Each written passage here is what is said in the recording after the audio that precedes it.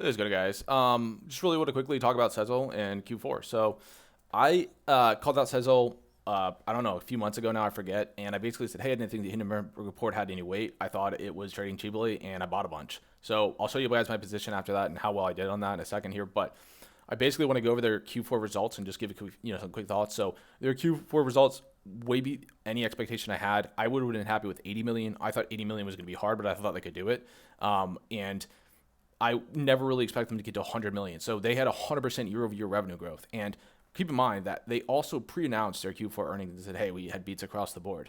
So they literally told the market we had beats across the board. I'm pretty sure the stock at some point traded down. Here, actually, we can go check. I swear it traded down to like 220 at some point in the last month. And I'm a little bit amazed that nobody cared.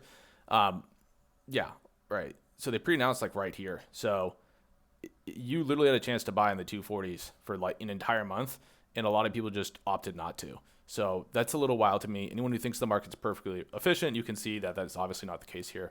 So great year-over-year growth, great earnings. There was nothing super concerning in this report. I was really happy to see these numbers. These are a lot of the most important KPIs. Now, seeing their basically what they call mods now, but monthly demand and subscribers go up to 700,000 or 400K year over year is really, really strong growth, 100% growth here.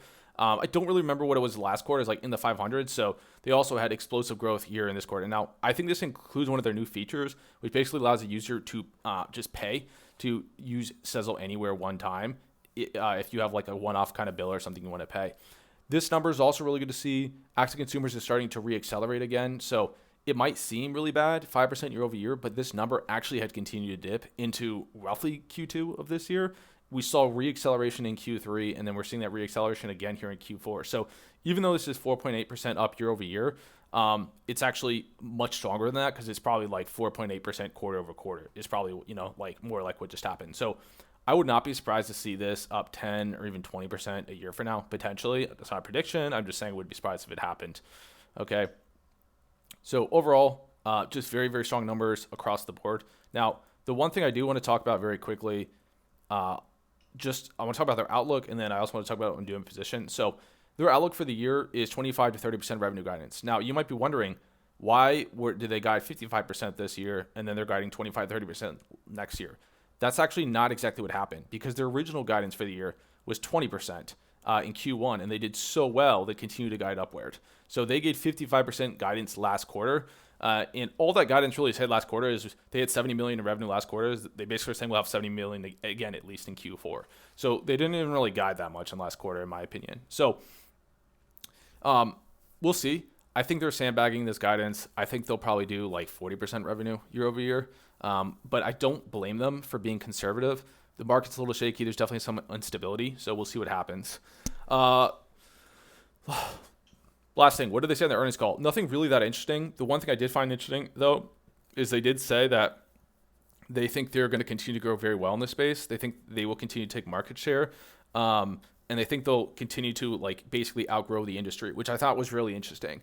So I kind of wonder what could Sezzle be in 5 or 10 years if you're willing to be a long-term shareholder. I definitely thought it was interesting. And one thing I've always kind of felt about Sezzle, and I'll say this and then I'll kind of go on my results and what I'm doing with my position is, people kind of sometimes overestimate other companies and underestimate some smaller companies.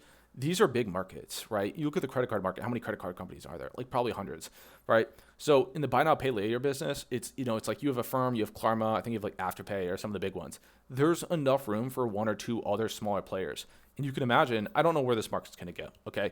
But you can imagine if a firm has a potential to be $100 billion company someday, then surely Sezzle could fill a smaller gap and be a $10 billion company or something, right? It's not a prediction. It's just saying, what if, right? So in general, amazing quarter. Stocks up 15 or 20% after hours. I really think the stock should go above 400 tomorrow. I mean, this is insane, but we'll see. The market is definitely spooked right now, so I'm not really sure what's going to happen with that. This is my total return on this position. I'm up 37%. At this point, I don't even know. I guess we can see right here. It's 37,000. It is now the largest position in my portfolio besides NVIDIA, I think. Yeah. No, it is the largest my position in my portfolio now is apparently Sezzle. So I'm not really sure what's going to happen with this tomorrow.